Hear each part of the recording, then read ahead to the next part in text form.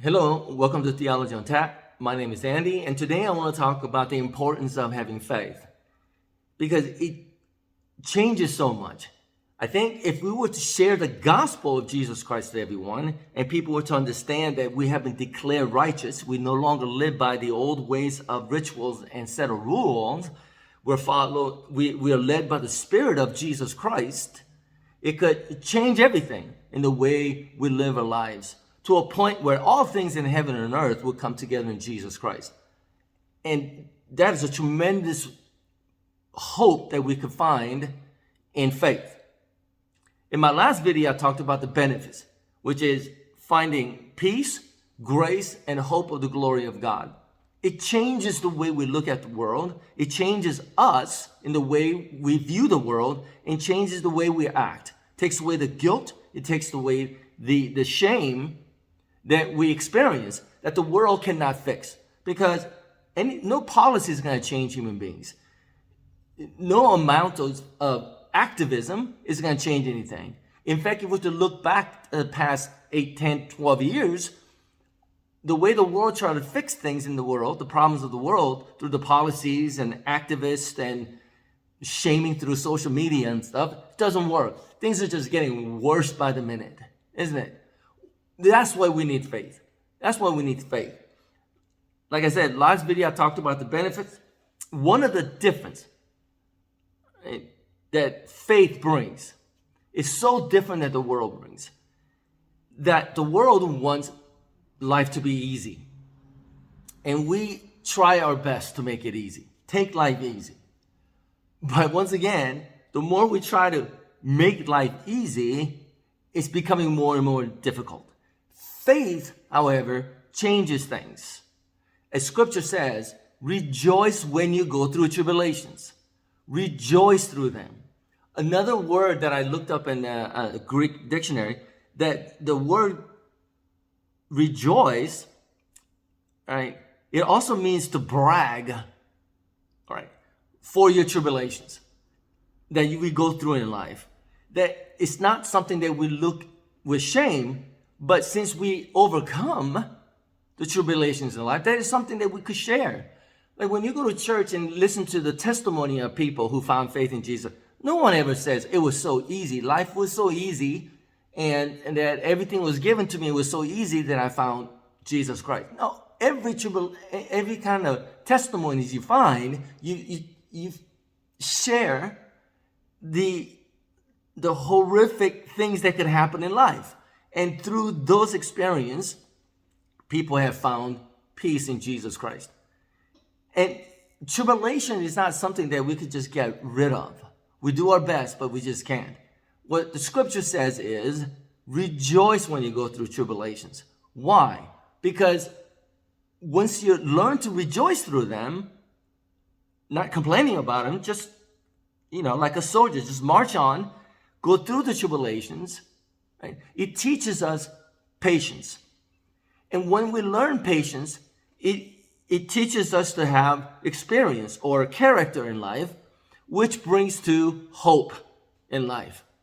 And this hope will not disappoint. It's going to not bring any shame because we went through the experiences in life that brought us home.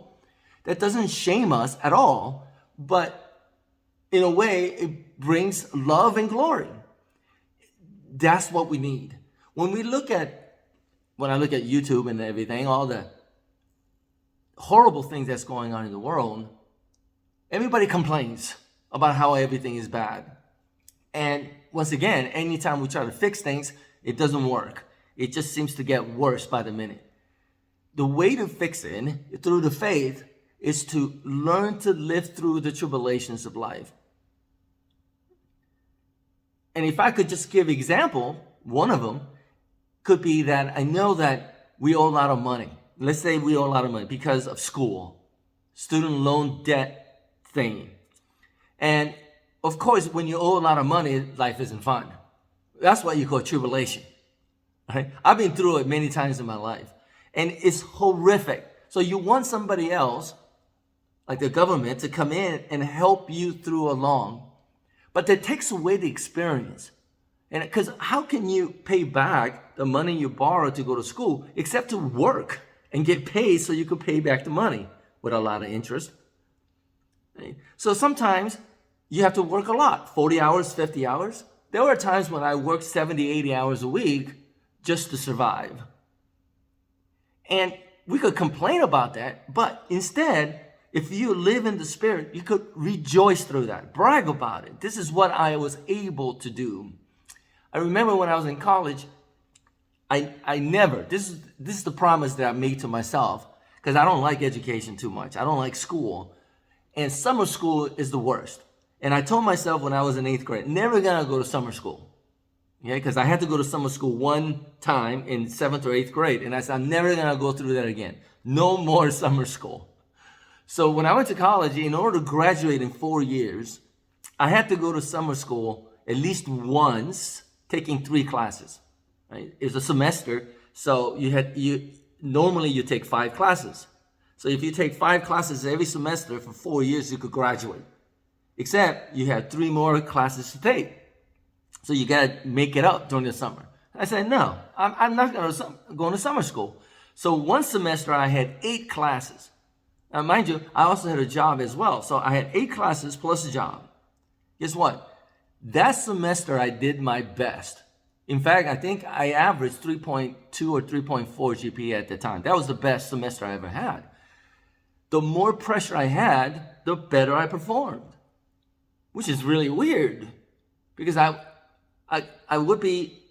should have been complaining about it and doing worse.